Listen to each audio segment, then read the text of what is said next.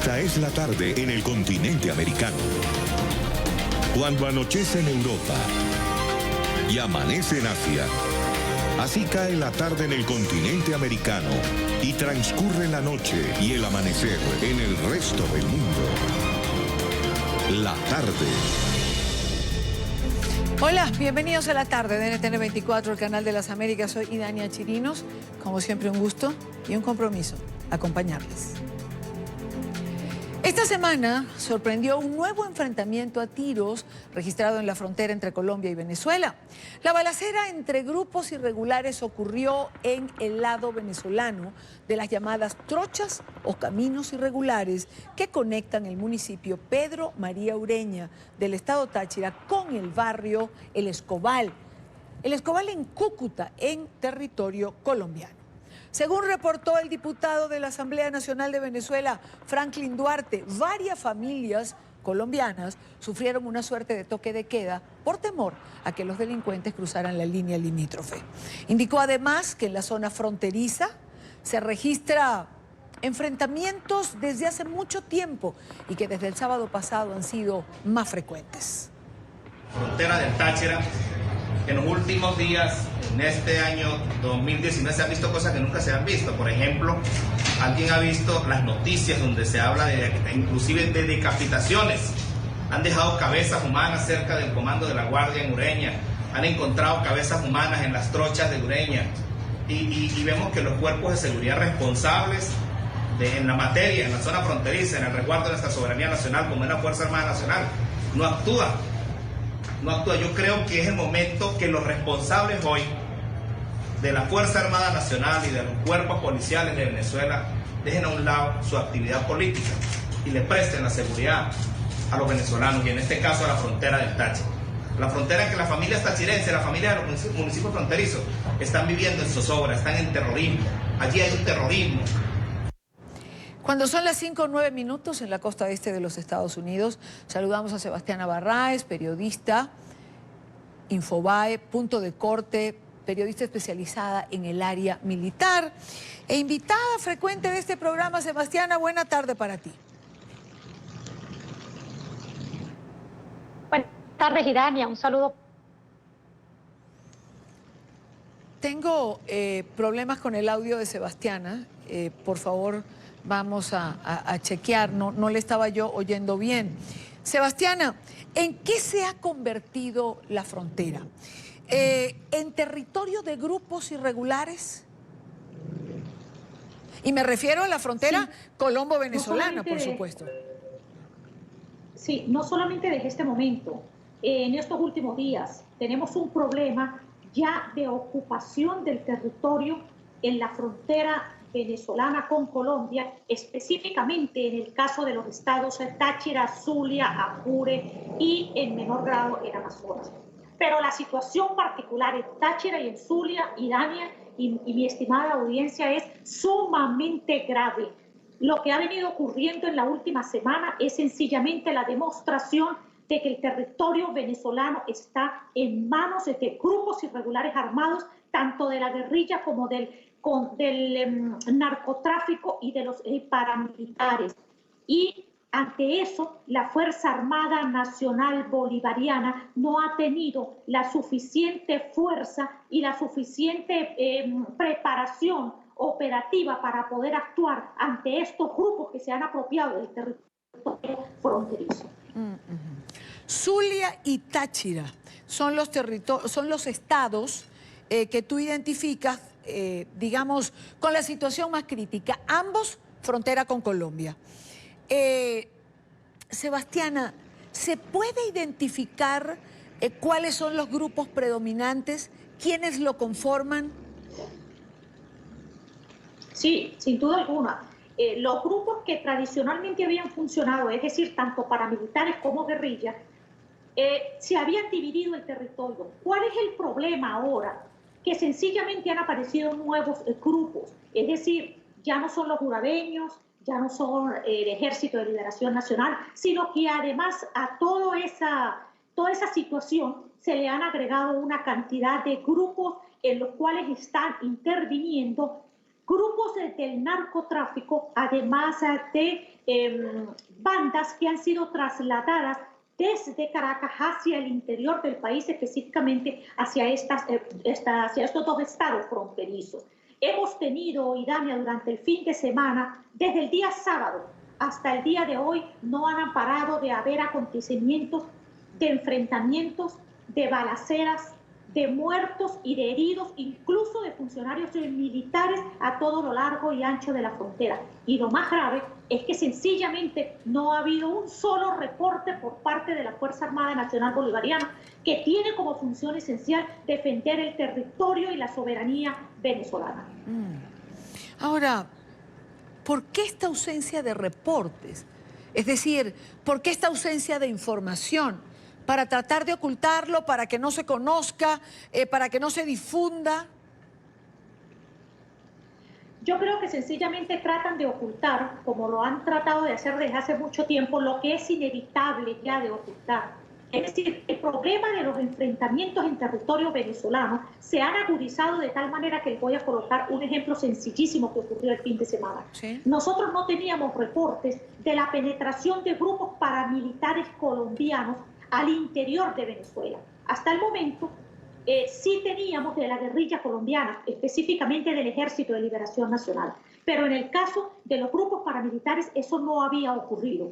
Pero sí ha ocurrido desde mediados de febrero, y con todo lo que hubo alrededor de la expectativa, con lo de la ayuda humanitaria, que empezaron a trasladarse grupos de venezolanos afectos al gobierno hacia la frontera. ¿Cuál ha sido la respuesta a esto? Que el fin de semana un grupo paramilitar se trasladó desde la frontera hasta el estado Barinas, que es la cuna donde nació Hugo Chávez, que es el corazón supuestamente de la revolución. Hasta allí se trasladaron, y en las reservas forestales de Ticoporo asesinaron a un grupo de personas identificadas con las Fuerzas Bolivarianas de Liberación y con la corriente bolivariana y zamorana.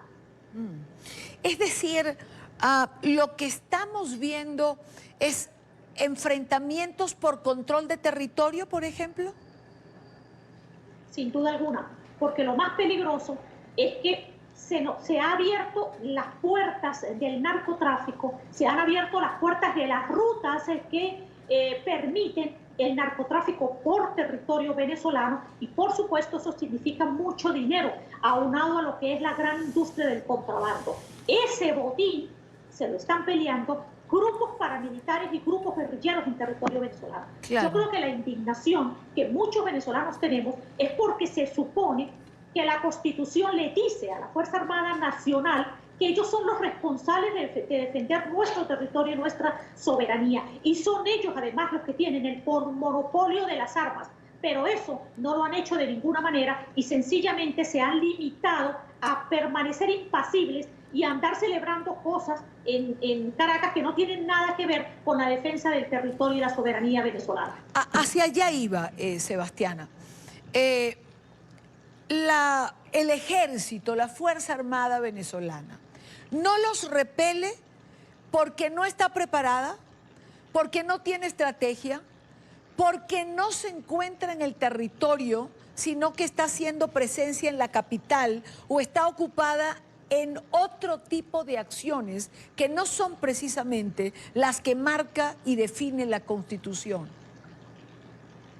Yo creo que fundamentalmente es eso último. Creo que sencillamente la Fuerza Armada terminó desdibujándose, ya no sabe cumplir con sus funciones esenciales.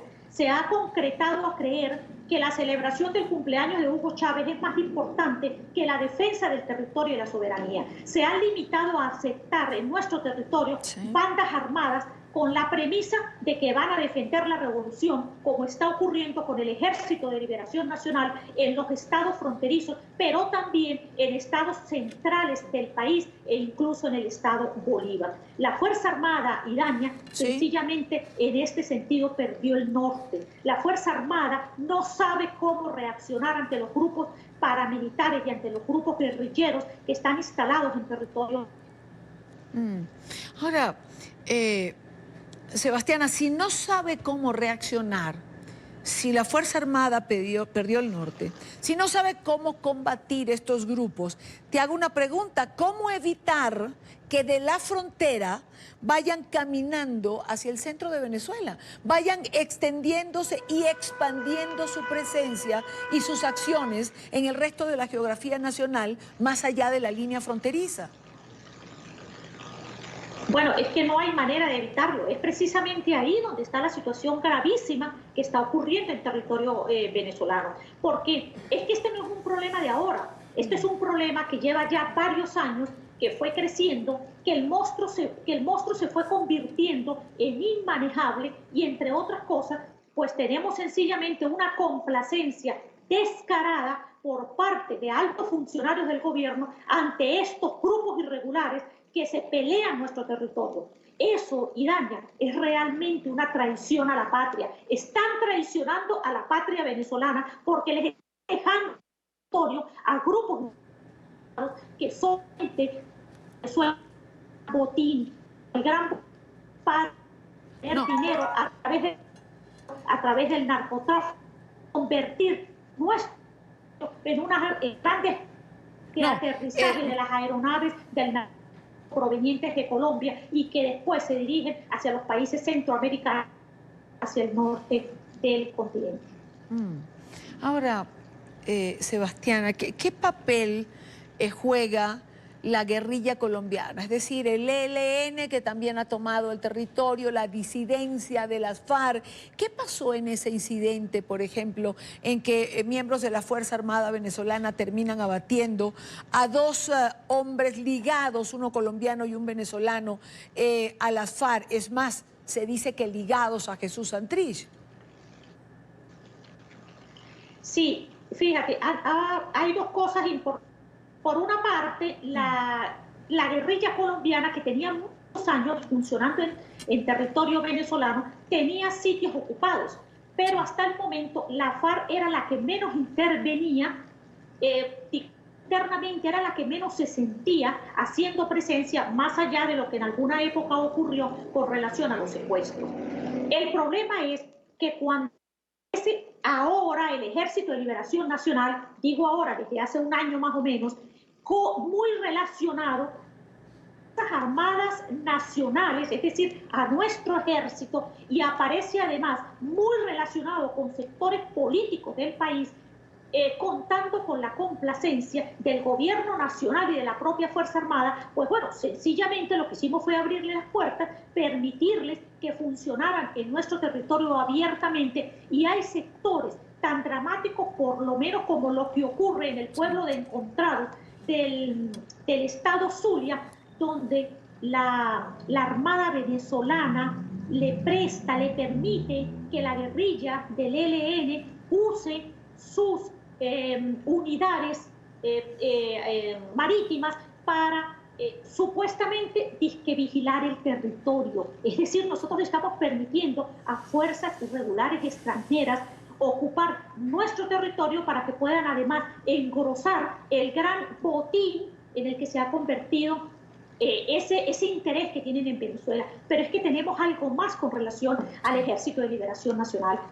En el último año, el ELN ha crecido de manera desmesurada porque ha logrado captar a gran cantidad de combatientes, a gran cantidad de indígenas, de muchachos jóvenes a todo lo largo y ancho de la frontera, de muchachos que ante la situación crítica del país, tanto hombres como mujeres, pues sencillamente ingresan a estos grupos porque reciben ofertas atractivas para ser parte de esta organización.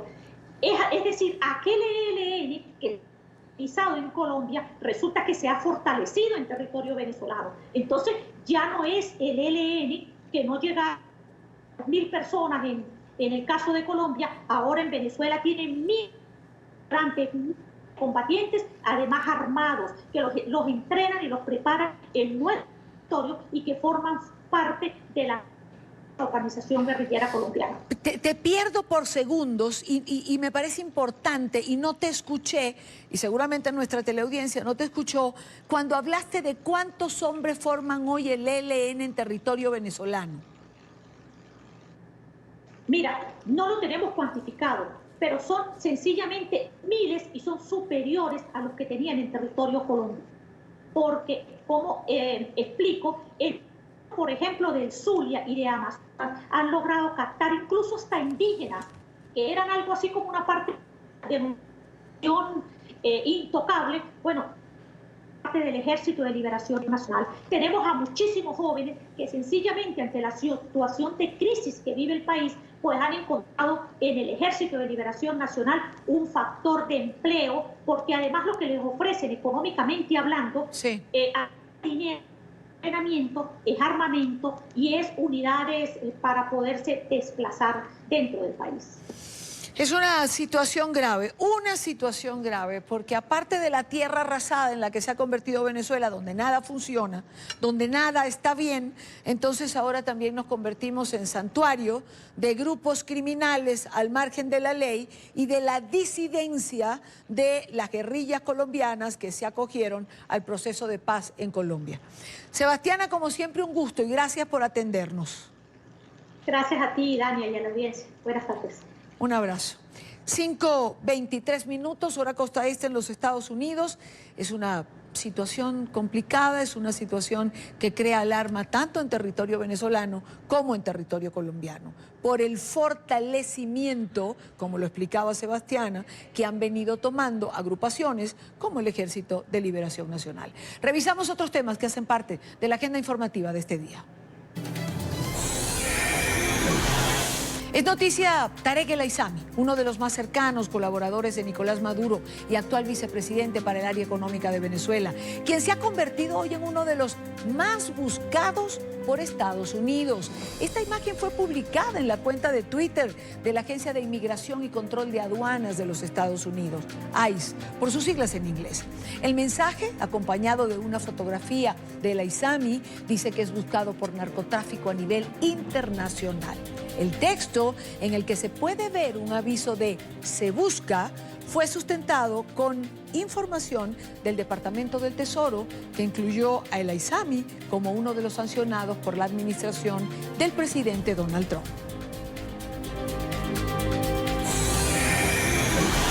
Es noticia México, donde encontraron a un periodista muerto. Se trata de Rogelio Barragán, del portal Guerrero al Instante. La Fiscalía Estatal informó que halló el cadáver del comunicador dentro de la cajuela de un automóvil con lesiones en el rostro y en su cabeza. De acuerdo con la organización Reporteros Sin Fronteras, más de 10 comunicadores han sido asesinados durante el gobierno de Andrés Manuel López Obrador. Es noticia la designación del oficialista Pedro Pierluisi como secretario de Estado en Puerto Rico. A 2 días de dejar el cargo, el gobernador Rosselló designó a quien fue su rival en las primarias del partido para que pudiera asumir el puesto el próximo día viernes. La decisión podría afrontar trabas en la Cámara de Representantes y del Senado, pese a que ambas son controladas por el oficialismo. La decisión será tomada mañana.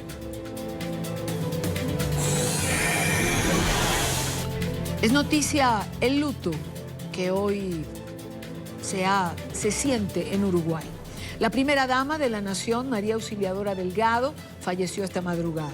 La esposa del presidente, Tabaré Vázquez, tenía 82 años, mantuvo siempre un bajo perfil, pese a que fue una pieza fundamental en la carrera política del mandatario. Tabaré y Delgado tienen 4 hijos. Según el comunicado oficial, en el que no se especificó la causa del deceso, el sepelio será este jueves a las 3 de la tarde en el cementerio de La Teja. La muerte de la primera dama ocurre en plena campaña electoral de cara a los comicios en los que se elegirá al sucesor de Vázquez. Es noticia el gobierno de Perú, que hoy presentó formalmente el proyecto para celebrar comicios anticipados en julio de 2020, lo que ha hecho que se incrementen las diferencias políticas entre ejecutivo y legislativo. La propuesta debe ser ratificada en referéndum una vez que sea debatida y eventualmente aprobada por el Parlamento dominado por la oposición fujimorista. El escenario más rápido para dar una respuesta a esta petición pudiese ser no llevarla a debate y pasarla directamente al Pleno del Congreso. Congreso. Para que esto ocurra, se requiere del respaldo de al menos los 3/5 del Congreso, es decir, 78 votos, un respaldo que el presidente Vizcarra no tiene. Y de este tema precisamente vamos a hablar en esta parte del programa. Quiero saludar a Luis Giacomo, analista político, abogado, constitucionalista. Señor Giacomo, bienvenido, buena tarde para usted. Gracias a ustedes y a vuestra disposición. Esta propuesta del presidente Vizcarra de adelanto de elecciones, ¿es una salida a la crisis o viene a acrecentar la crisis política por la que ya atraviesa el Perú? Creo que es acrecentarla y reconocer que no puede hacer nada frente a ello. Diré solamente 4 palabras para enmarcar, un marco tiene 4 lados, lo que está pasando en el Perú. Crecimiento cero, recesión, Odebrecht y conflictos sociales producto de la minería. Y el gobierno de Vizcarra en ninguno de estas palabras ha sabido resolver las cosas. Creo que es me voy antes que la crisis estalle. Creo que quiero que me recuerden bien antes que la crisis estalle, antes que una solución. Y me decepciona porque cuando se votó por PPK, hace 3 o 4 años, se votó por lo contrario a lo que está pasando. Alto crecimiento. Recordemos que el Perú creció con Fujimori, con Toledo y con Alan García a tasas de 9% anual. Crecimiento líder en Sudamérica. Y en cambio con Vizcarra, que era el vicepresidente de PPK, estamos viviendo exactamente lo contrario. Creo que a mí me decepciona personalmente y creo que no es ninguna solución a la crisis, sino un agravamiento de esta. Ahora, habría quien pueda preguntar, y me quiero referir al crecimiento de la economía que usted menciona, con los expresidentes Fujimori, Alan García, PPK, Toledo, ¿creció a costa de qué, abogado Giacomo? ¿De corrupción? Porque igual hoy son prácticamente todos presidentes procesados o con procesos abiertos. Excelente pregunta. Fujimori, en el caso de Fujimori, Odebrecht no intervino. Así que allí podemos quitar el elemento Odebrecht y además Fujimori, más que estar sentenciado por corrupción, está sentenciado por derechos humanos. Eso en principio. Con Toledo tenemos una clara identificación con Odebrecht, con García aproximadamente, pero más allá del factor Odebrecht, que es el gran factor de corrupción, se creció por políticas internas económicas. Esto es, creación de empresas, facilidad en la creación de empresas, una legislación laboral aparente, importante, y eso fue lo que gatilló, lo que disparó el crecimiento. ¿Hubo un factor de corrupción en el crecimiento? Sí, innegable. Tiene una palabra, Odebrecht y OAS y otras, pero en lo fundamental fue por políticas internas el crecimiento. Es fundamentalmente cimentado en el gobierno de Fujimori del 90 al 2000. ¿No? Sí, no se puede negar la influencia de Odebrecht, pero mal que bien hubo crecimiento económico. Y recordemos que con el difunto Alan García se creció 9% en un año, lo cual era un récord casi mundial. Solamente China aventajaba este crecimiento. Eso que te puedo decir desde un punto de vista económico. Una parte fue la corrupción de Odebrecht, sí, pero la otra parte fueron políticas internas muy bien aplicadas. Ahora, si esta es la coyuntura, si el gobierno del presidente Vizcarra no ha estado a la altura de la circunstancia, que es lo que usted señala, ¿no sería una oportunidad para que el Perú se enrumbara políticamente, escogiendo nuevas autoridades en el legislativo, nuevo presidente que tomara las riendas del país? Sí, pero hay que tener en cuenta las cosas que trajo Vizcarra. Por ejemplo, la casi eliminación de la inmunidad parlamentaria. El parlamentario que asuma a partir del año 2021 o 2020, en este caso, no va a ser un parlamentario que tenga inmunidad. Y eso es peligroso, porque no va a poder investigar. Eso en principio. Vamos a tener multiplicidad de partidos políticos. A raíz del referéndum pasado de Vizcarra, se abre la puerta para que tengamos 50 o 60 o 70 partidos políticos porque han bajado las exigencias para formar uno de ellos. Me explico. Si antes eran necesarios 600.000 firmas, ahora con 2.500 firmas bastan, y con una reunión plenaria. Si se hubiese mantenido el marco político constitucional antes de Vizcarra, vuestra observación estaría bien enmarcada. Pero con los cambios que han habido, más bien lo que se anticipa es una proliferación de partidos políticos. Si antes si en la última elección fueron 18, ahora pueden ser fácilmente 30. Y quiero observar algo. Los países que tienen desarrollo económico, potencias mundiales, Inglaterra, Estados Unidos, Alemania, que tiene 5 partidos políticos, Chile, que tiene 4 o 5, son democracias de pocos partidos políticos. En cambio, en el Perú teníamos 18 y ahora con la nueva legislación podemos tener 20, 25, 40, ¿no?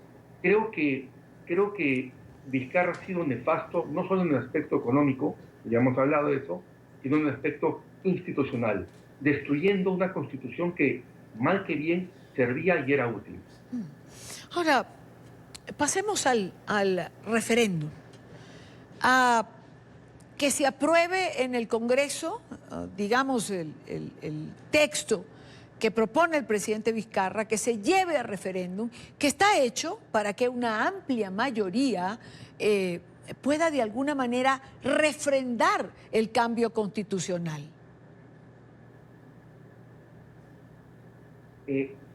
Los congresos, en teoría constitucional, los congresos son el poder constituyente y el poder constituido.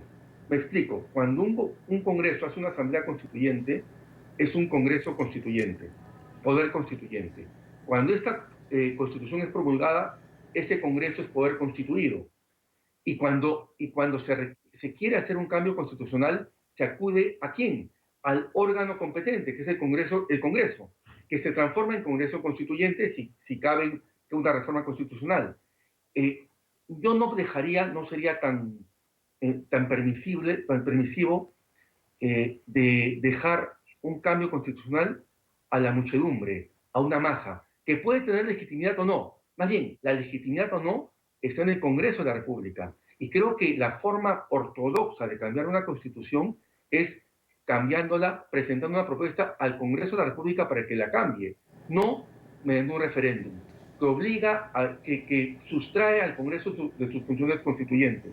Ese es al menos lo que dicta la teoría constitucional clásica. Gobiernos de muchedumbre siempre son perjudiciales por las razones que ya he explicado, ¿no? Bueno, a ver, abogado, yo pudiera entenderle, ¿no? Pero del otro lado está el que piensa que el Congreso tiene facultad para modificar el texto, pero que siempre debe ser sometido al voto popular. Sí, entramos ya a una sí, de referéndum, plebiscitaria, una práctica inédita en Sudamérica, eso hay que decirlo, sí en Suiza, pero hay diferencias entre la institucionalidad suiza y la institucionalidad, al menos Perú, ¿no? Y ese es mi temor, ¿no? Ahora, abogado, constitucionalmente, de ser aprobado este adelanto de elecciones, hay constitucionalistas que señalan que el presidente Vizcarra y el vicepresidente tendrían que renunciar. Asumiría la presidencia el presidente del Congreso y convocaría entonces a elecciones generales. Ciertamente, eso es totalmente válido. ¿Por qué? Porque aquí tenemos dos artículos de la Constitución que voy a explicar muy rápidamente, el 112 y el 115. El 112 dice que el mandato dura 5 años. Así de simple. Sí. Y el 115 le da al presidente la facultad de convocar elecciones, en el entendido que pasan los 5 años, no en el entendido que pasan 4. Desde allí, esas tesis de esos constitucionalistas son válidas. Para hacer un cambio real, tendría que renunciar Vizcarra y su vicepresidencia, y el presidente del Congreso convocar elecciones no en un año, porque no puede formar gobierno paralelo, sino en 3 o 6 meses, ¿no? Coincido con esas tesis, ¿no? Y demuestra una vez más la poca seriedad, el escaso asesoramiento que tiene Vizcarra en esta cuestión. Bueno, esto es Noticia en Desarrollo.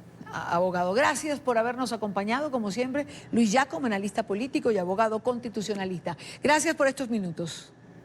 A ustedes, muchísimas gracias por su atención. Para un grupo de niños hispanos, el sueño de jugar béisbol en los Estados Unidos quedó convertido en un episodio de angustia. Con esfuerzo consiguieron una fuerte suma de dinero y le pagaron a un presunto entrenador para que los inscribiera en un torneo internacional en la ciudad de Nueva York.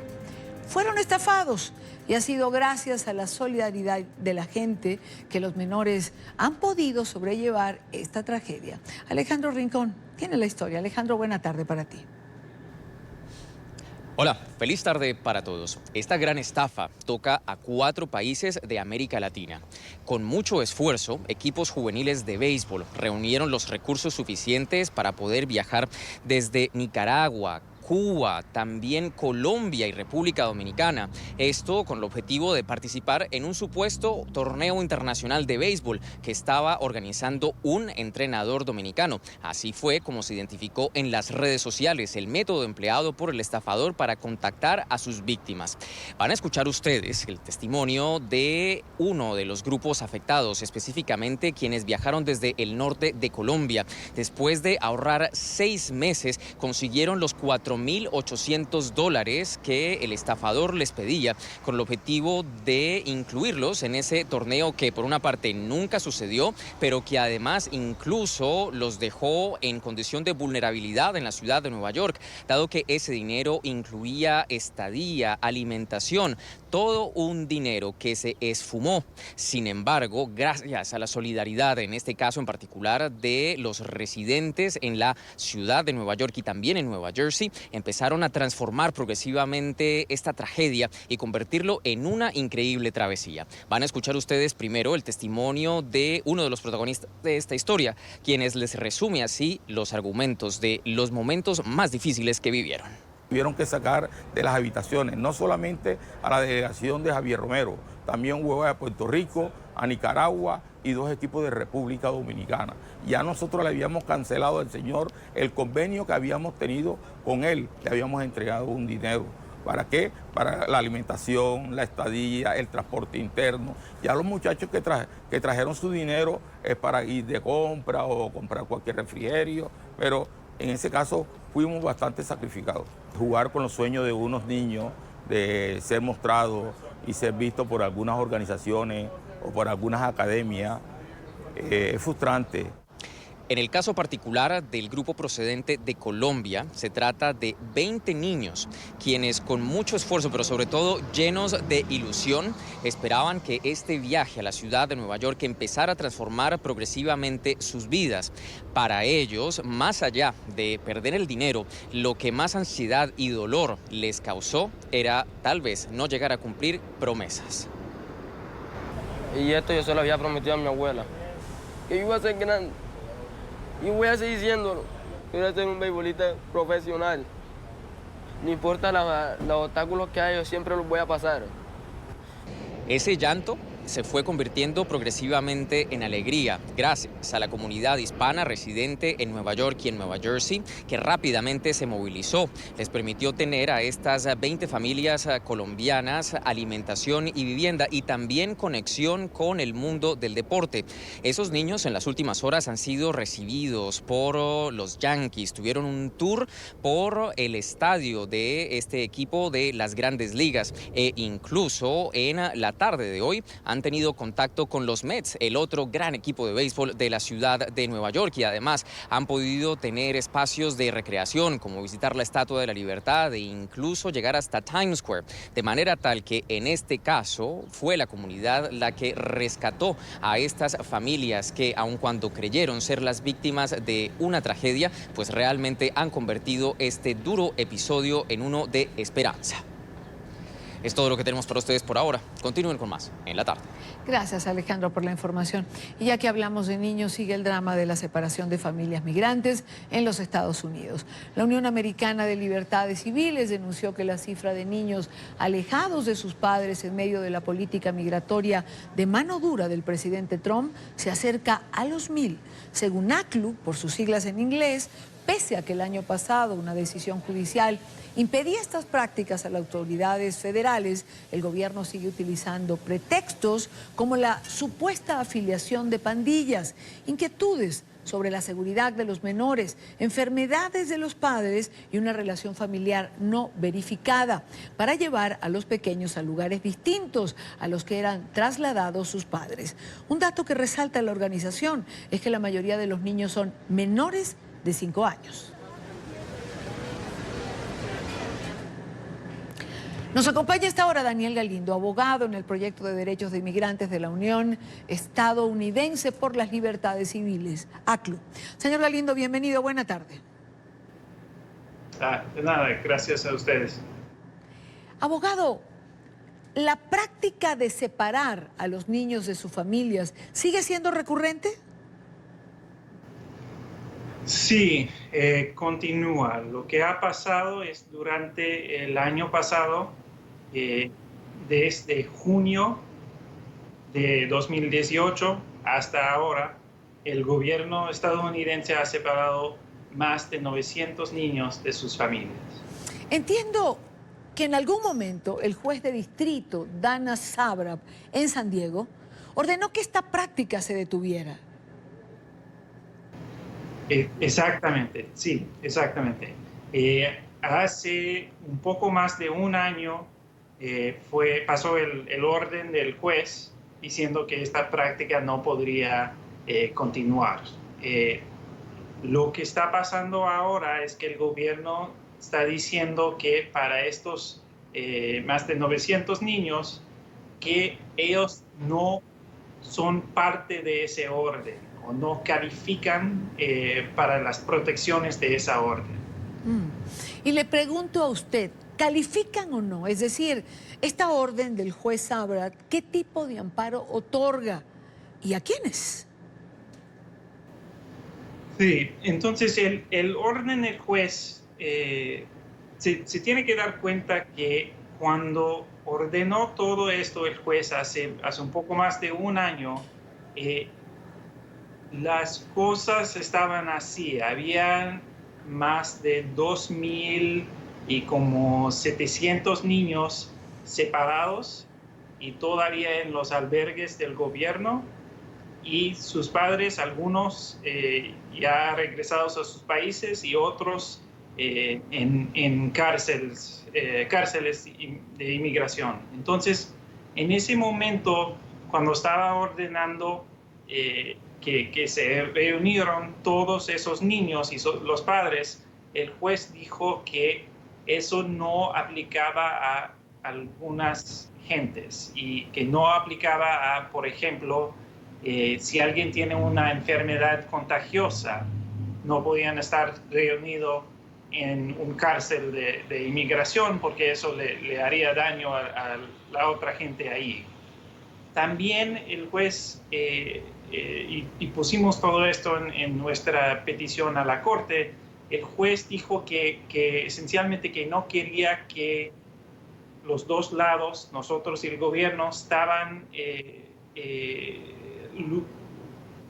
esencialmente que si un padre tenía un antecedente penal serio, sí, en esos casos no se podía reunir como parte de ese orden hace un año.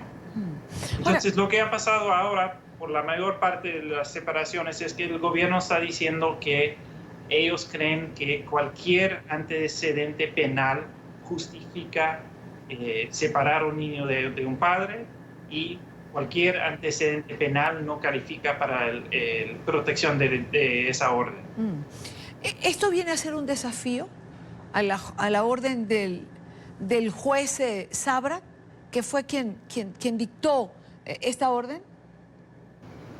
Pues lo que estamos pidiendo es que el juez esencialmente declara que todo esto, esta práctica nueva, no cumple con su orden, no sigue lo que él ordenó, ¿sí?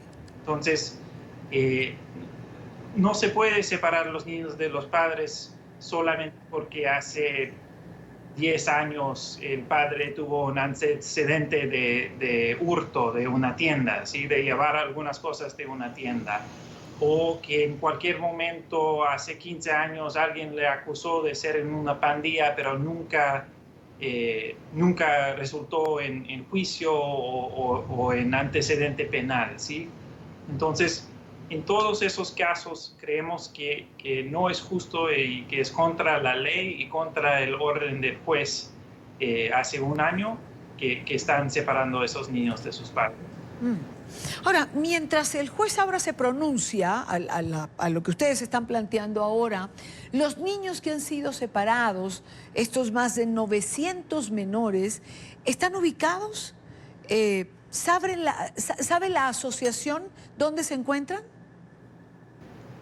Sí, más o menos. La información que tenemos no tiene muchos detalles y no está completo en muchos casos, pero sí en algunos casos sí sabemos. Por ejemplo, la tercera parte de todos los niños que se han separado en el año pasado han llegado a un sistema de albergues aquí en la ciudad de Nueva York. Entonces, sí hay maneras en algunos casos para saber dónde están los niños y con quién, pero también los detalles son incompletos y tendremos que ver si podemos obtener toda la información para saber dónde están todos los niños. Pues quiero agradecer a Daniel Galindo, abogado en el proyecto de derechos de inmigrantes de la ACLU, la Organización por las Libertades Civiles. Gracias por acompañarnos. Sí, gracias a ustedes. Muy buena tarde.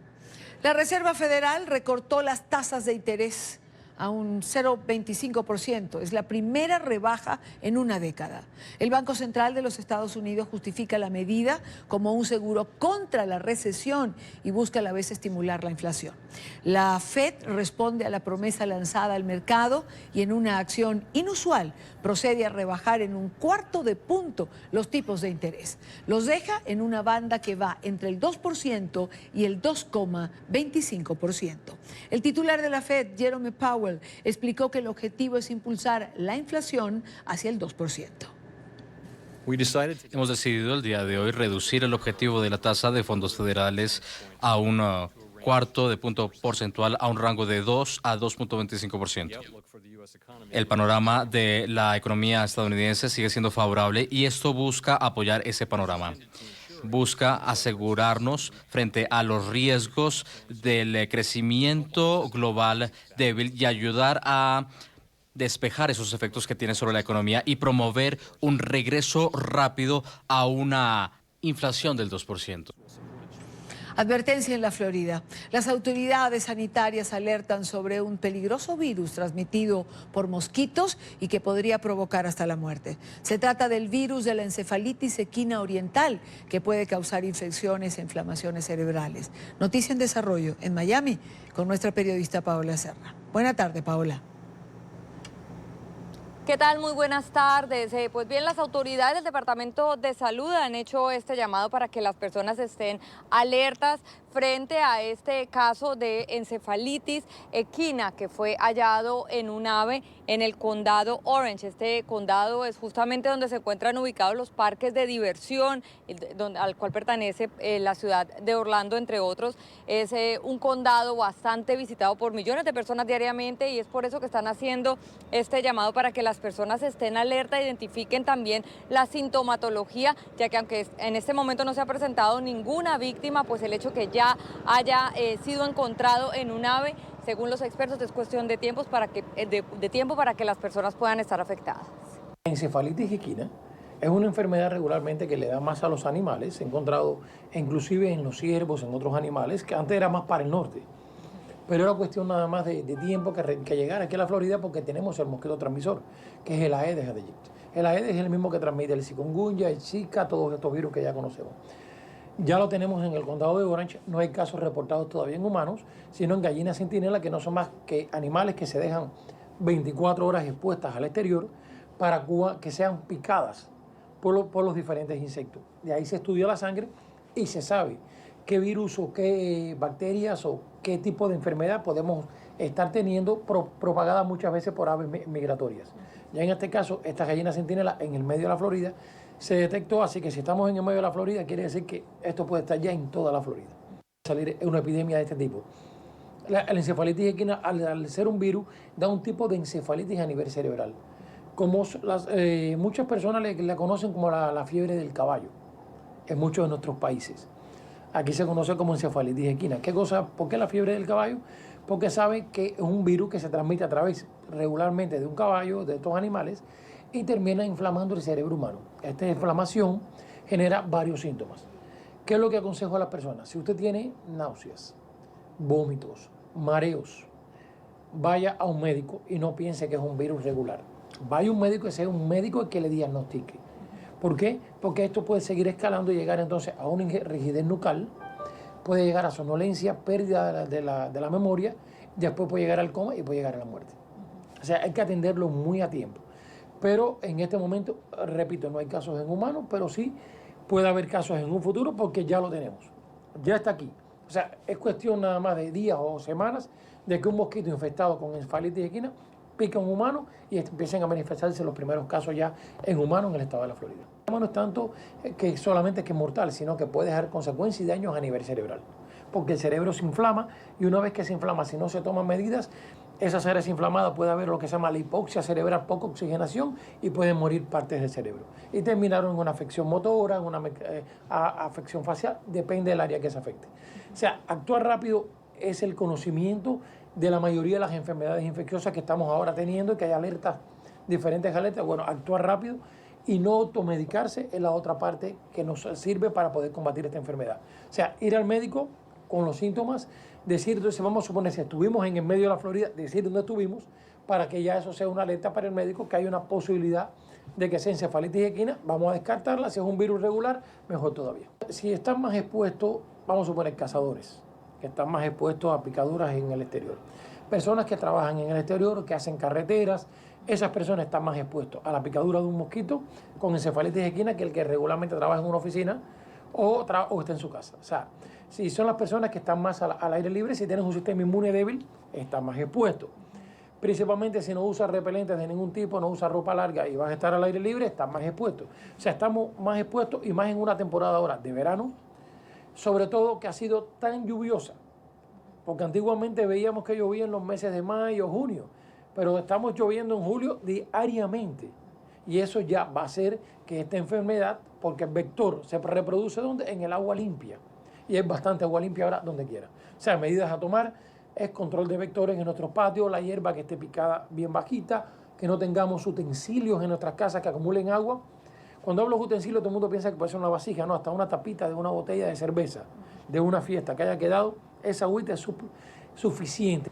En Estados Unidos anualmente se reportan alrededor de 7 casos de encefalitis equina. El 30% de los afectados suelen ser casos mortales. Desde Miami informó Paola Serna para NTN 24. Cuando son las 6:10 en Caracas, Venezuela, la violencia se ha convertido, según los criminólogos, en el mecanismo más sencillo para la solución de los problemas y ha recibido prácticamente el aval del régimen que permite, entre otras cosas, la instauración de las denominadas zonas de paz en las que se desenvuelven libremente los delincuentes sin ser atacados por los cuerpos de seguridad. Denuncian también que declaraciones como la de Nicolás Maduro, en la que da la bienvenida a líderes de grupos irregulares, dan un mensaje de permisividad a todo delincuente, que además desmoraliza al policía e intimida al ciudadano. Luis Alejandro Laya tiene información en Caracas. Hola, buenas tardes. Desde la Asamblea Nacional y expertos en criminología denuncian que la violencia en Venezuela es utilizada con fines políticos. Aseguran desde el Parlamento venezolano que Nicolás Maduro auspicia a grupos armados irregulares y de otros países para utilizarlos con fines políticos. El miedo es el compañero que tenemos montado en el hombro todas y todos los venezolanos en el momento de hoy. La violencia ha ganado espacios en Venezuela gracias a la impunidad, la permisividad de las autoridades y el apoyo que han recibido grupos armados como la FARC o el ELN del régimen de Nicolás Maduro. El régimen pierde, entrega soberanía, ya no pueden ni siquiera controlar territorio nacional y además reciben formalmente a irregular. A eso se redujo el régimen. Es la expresión del formato del caos, como un elemento de control político y social. Explican que el lenguaje político es el principal promotor de la violencia y el trato y el ejemplo del pueblo son errados. Desde escuálidos hasta enemigos.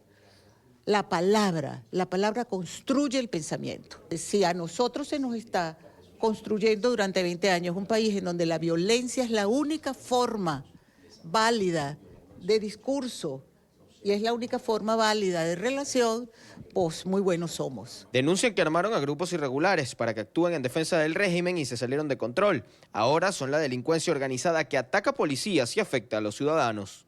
Los llamaron inicialmente eufemísticamente colectivos y hoy son un monstruo. Como armas que deberían estar en los cuarteles de nuestro país terminan en manos de las bandas delictivas.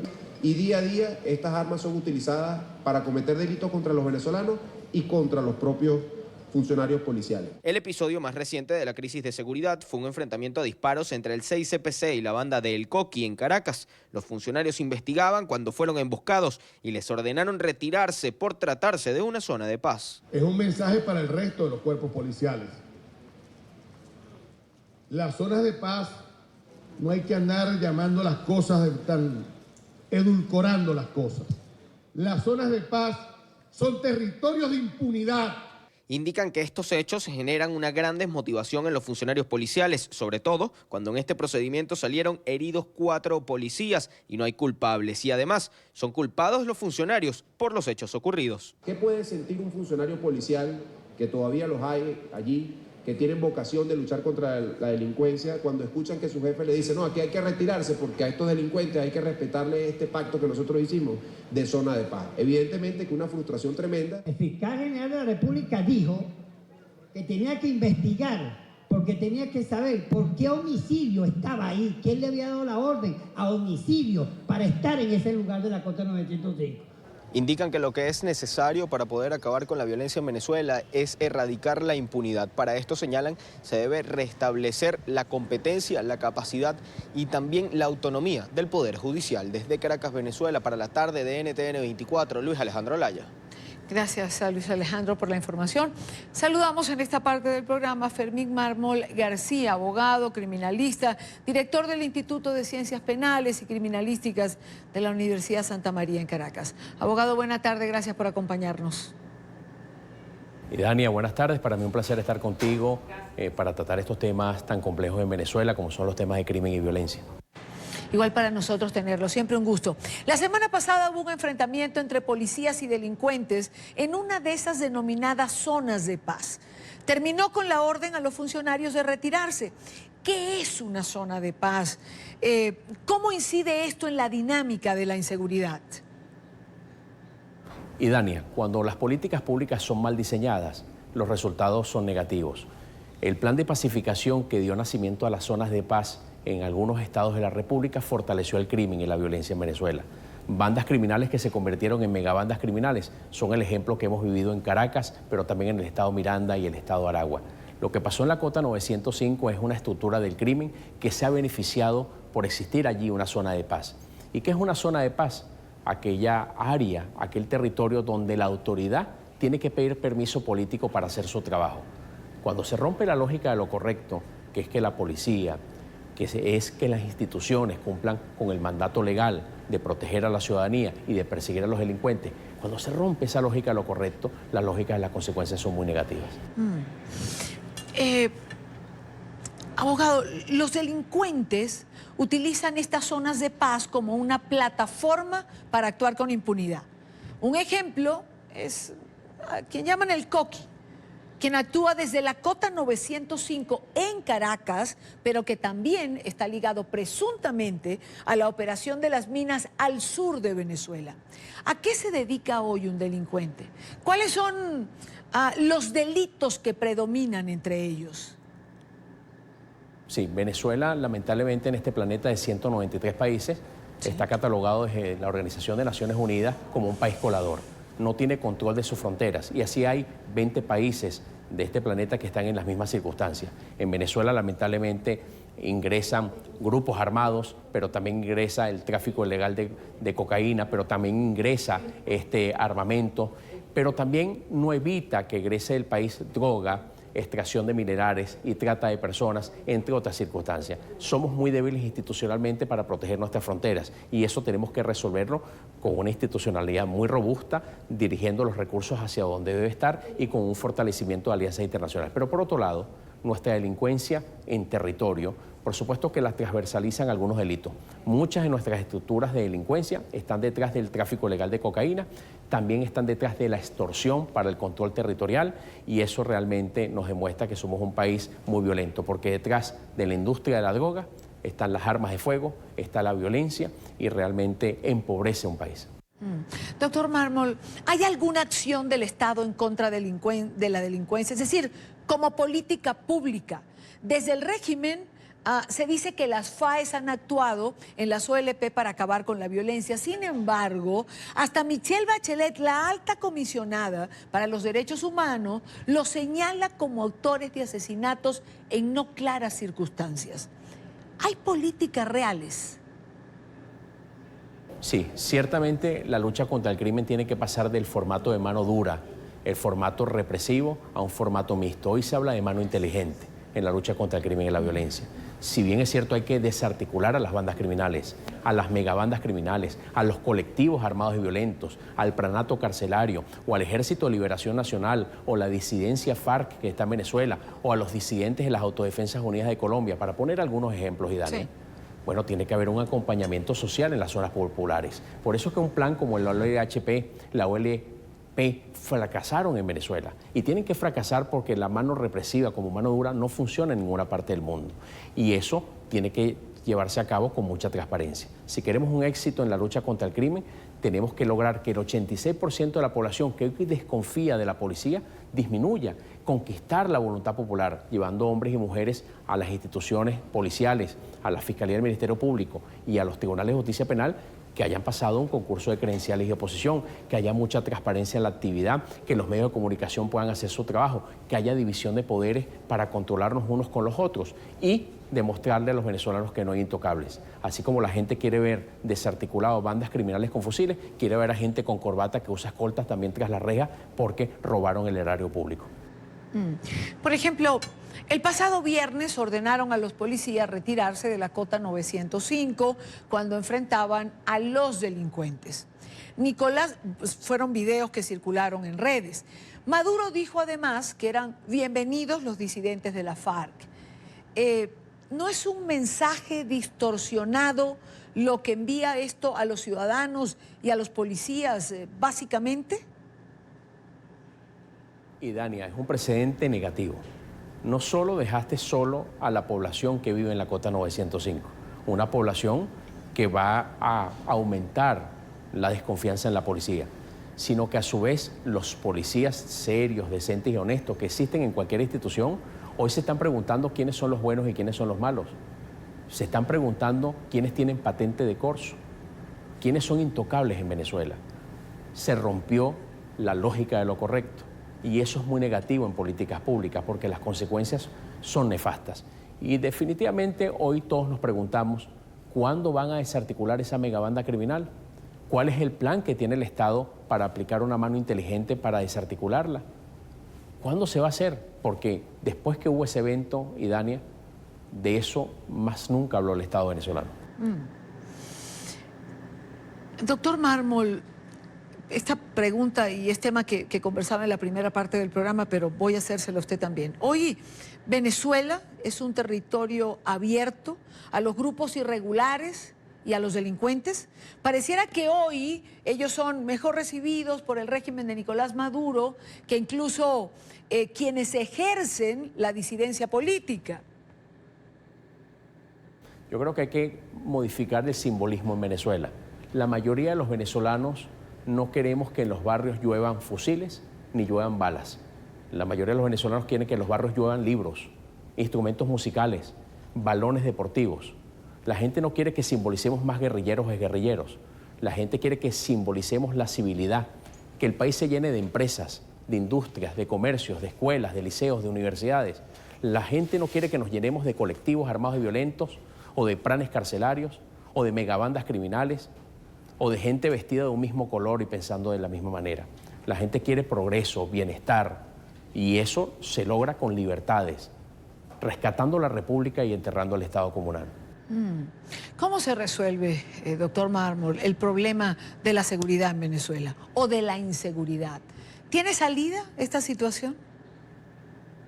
Yo diría que lo primero lo tenemos. En Venezuela existe suficiente talento humano para acometer políticas públicas idóneas contra el crimen y la violencia.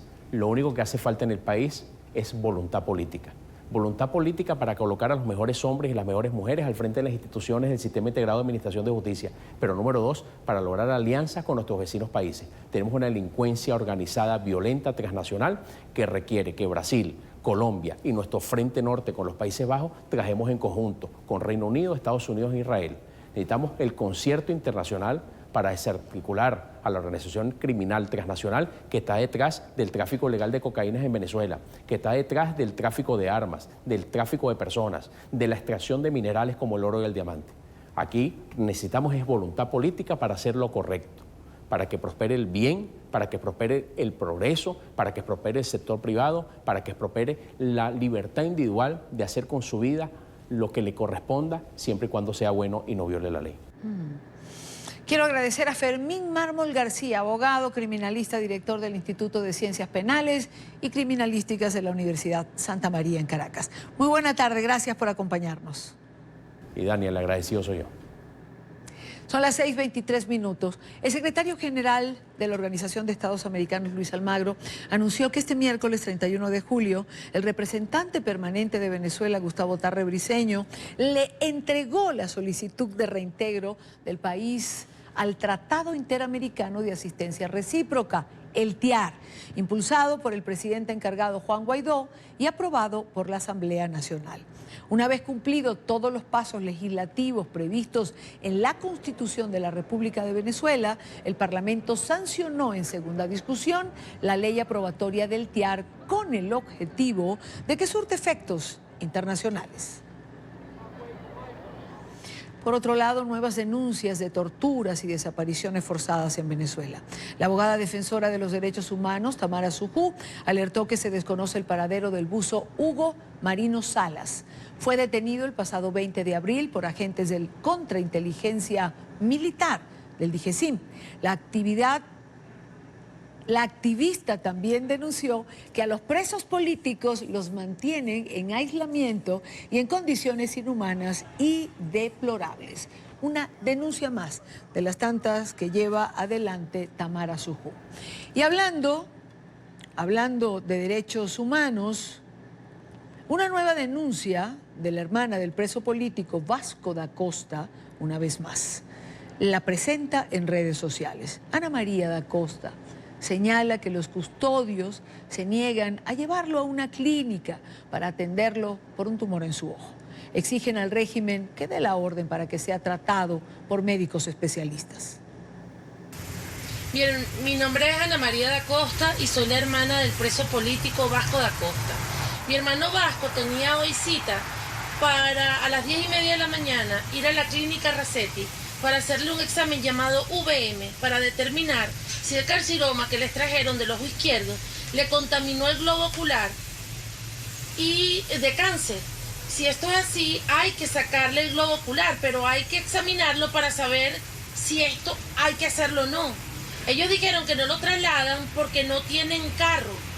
Yo exijo al gobierno nacional, así como cuando vinieron a buscar a mi hermano, mandaron 17 carros de diferentes organismos de seguridad del Estado y ahí había bastante carro para llevárselo, que mañana lo trasladen de Ramo Verde a la clínica Racetti para que se haga su examen.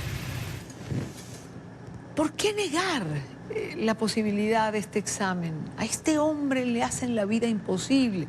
A Vasco da Costa y su hermana siempre presentes, siempre levantando la voz, siempre solicitando prácticamente clemencia. Simple. Trasládenlo a la clínica y permitan que se haga el examen médico. Son las 6:26, hora costa este. La Cruz Roja de Italia entregó 34 toneladas de ayuda humanitaria para Venezuela. El cargamento está conformado en su totalidad por medicinas que van a ser distribuidas en los hospitales públicos y también servirán para abastecer los centros de la Cruz Roja. El monto de la ayuda asciende a $3 millones. Con eso vamos a la pausa en la tarde. Regresamos en breve, no sin antes invitarlos una vez más, como hago todos los días, a que se suscriban a nuestro canal en YouTube, NTN24. Tienen la dirección en pantalla, www.youtube.com/NTN24. A pesar de las estimaciones de diferentes entidades bancarias y financieras, el presidente de México mantiene su expectativa de crecimiento económico del 2% para este 2019. Con cifras del INEGI, Andrés Manuel López Obrador aseguró que de abril a junio el Producto Interno Bruto en el país aumentó 0.1%, cifra que contrasta con el retroceso de 0.2% que fue reportado en el primer trimestre. Bajo esta premisa, técnicamente la economía mexicana no entraría en recesión. En su conferencia matutina, AMLO pidió esperar a que termine el año para conocer las cifras oficiales. Afirmó que no hay recesión técnica, como lo pronosticaron los especialistas. No hay recesión, vamos muy bien en lo económico y cada vez está mejor la situación económica y social en nuestro país. Cada vez hay más desarrollo y más bienestar. En esta parte del programa quiero saludar a Pedro Tello, él es analista de temas económicos, financieros. En México nos atiende. Señor Tello, buena tarde para usted. Idalia, muy buenas tardes. Gracias por la invitación para abordar un poco la reflexión sobre la condición actual de la economía mexicana. Así es. Si uno busca información económica hoy, por ejemplo, sobre México, se puede leer: economía mexicana sorprende y crece 0.1% en el segundo trimestre. Pero justo al lado también puede leer sobre el estancamiento de la economía en el segundo semestre y las alarmas que se encienden. ¿Con cuál de estas dos versiones nos quedamos? Yo creo que vale la pena hacer una precisión a propósito de cuál es el estado real de la economía mexicana. Diría en principio que la buena noticia es que no entramos en recesión, por fortuna, en el segundo trimestre de este 2019. Nuestra economía creció de manera muy modesta, pero al fin pudo crecer y se alejó del fantasma de la recesión. Pero eso no significa que la condición actual de la planta productiva en nuestro país, la situación que prevalece en el mercado de trabajo y la expectativa y la certidumbre entre los empresarios hayan mejorado sustancialmente. Tenemos un país que se libró de la recesión, pero tenemos al mismo tiempo un país que tiene un perfil económico más cercano al estancamiento y al crecimiento en la generación de riqueza. Y creo que es la conclusión más acertada de cuál es la condición actual para definir la situación de nuestra economía. Pero logró alejarse, señor Tello, de la recesión, pese a las proyecciones del propio Fondo Monetario Internacional. Sí, decía yo que en efecto, la mayor parte de los pronósticos, lo mismo de analistas del sector privado nacional que de analistas extranjeros, pasando por instituciones como el Fondo Monetario Internacional, anticipaban ciertamente el arribo de la recesión a la economía mexicana.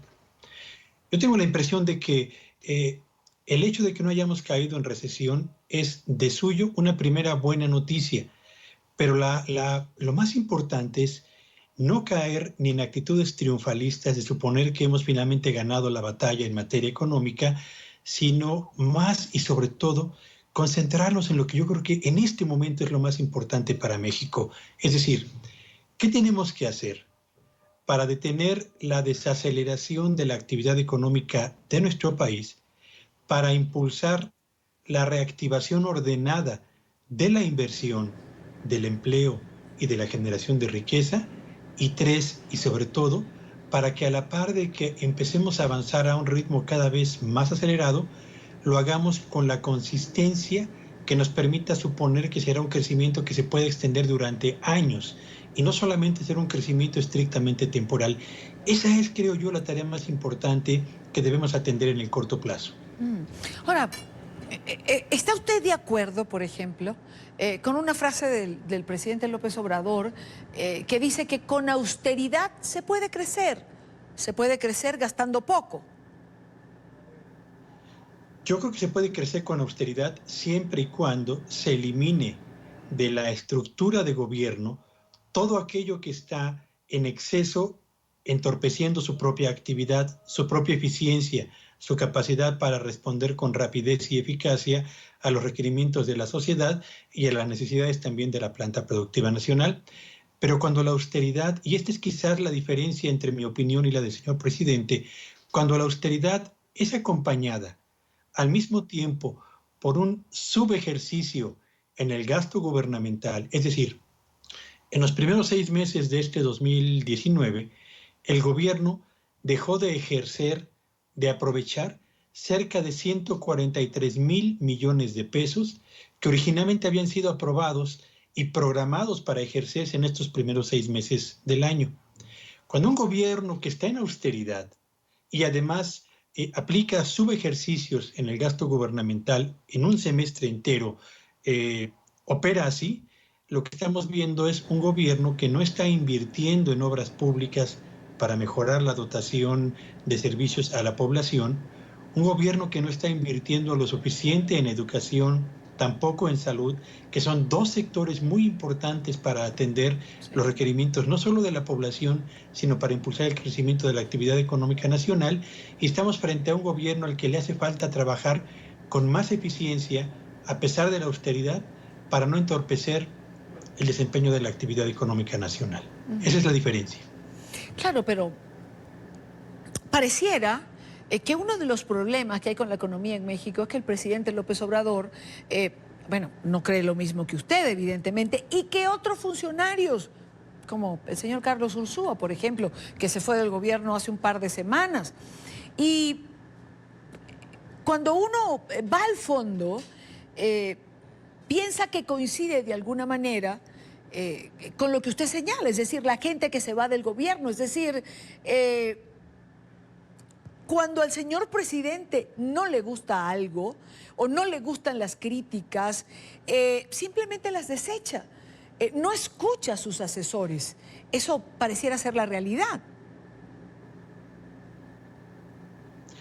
Tengo la impresión de que estamos frente a un presidente de la República que está andando el camino del aprendizaje de lo que entraña ser la máxima autoridad en el gobierno, con todo lo que esto significa respecto a la recepción de críticas razonadas, buena parte de ellas, algunas yo diría motivadas más por el ánimo del revanchismo político que por la certeza del argumento, pero tenemos un presidente que tiene que acostumbrarse a esto.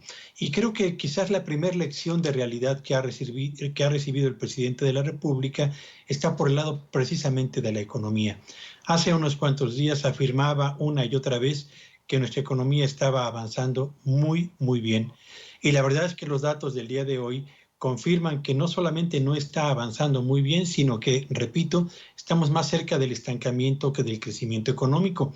Y esta situación fue precisamente la que llevó a la Secretaría de Hacienda y Crédito Público a anunciar hace unos cuantos días un programa de apoyos para impulsar la economía mexicana, que independientemente de si es un programa lo suficientemente robusto, lo suficientemente sólido para efectivamente conseguir el propósito que a través de él se busca alcanzar, bueno, pues es de entrada un reconocimiento a que las cosas no estaban caminando bien y que hacía falta hacer algo más a lo que se había venido haciendo en los primeros meses de este año. Yo creo que esa es quizás la primera enseñanza de realidad que vale la pena subrayar. Hablemos, señor Tello, de la inversión privada, la cual es muy importante para el desarrollo de cualquier país. Y este es uno de los signos de alarma que hace pensar o que lleva a quienes se pronuncian en relación al estancamiento, que la inversión también se redujo. ¿Por qué? Cuando no hay inversión es porque falta la confianza. En efecto, yo diría que para establecer una suerte de símil la economía de México, como la de cualquier país, independientemente de que sea un país desarrollado o emergente como el nuestro, cualquier economía depende del funcionamiento de 4 motores.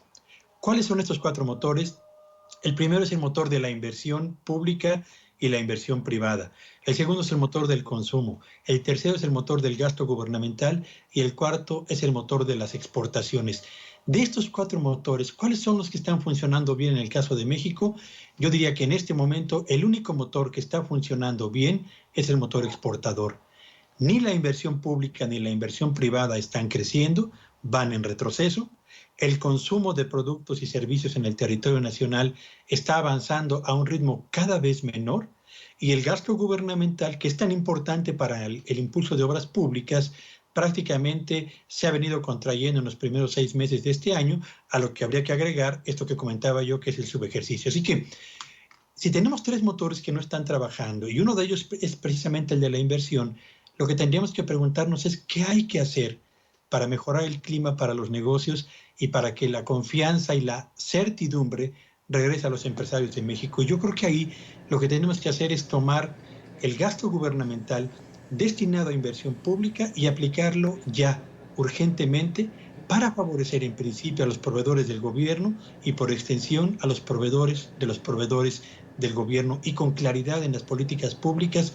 Tengo la impresión de que volverá la confianza a los empresarios y por esa vía la inversión y uno de los motores para impulsar el crecimiento de nuestra economía. Una última pregunta, señor Tello.